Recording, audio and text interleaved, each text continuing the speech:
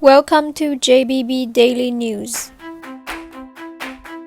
Animoca Brands announced to develop a MotoGP blockchain game and launch digital collectibles.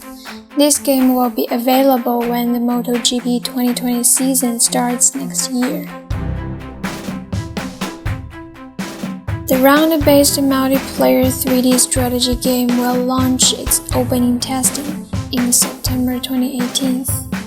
Fight for your fame and glory. Crypt-Oink holds a treasure exploring from September 2018 to September 30th. Take your lovely pics and go find your exclusive treasures.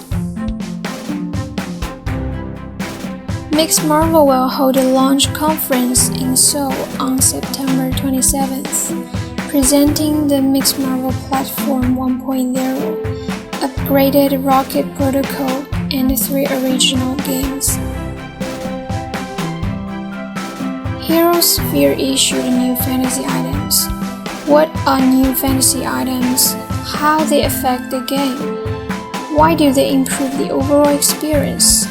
If you want to know why, check it out on JBB.ONE.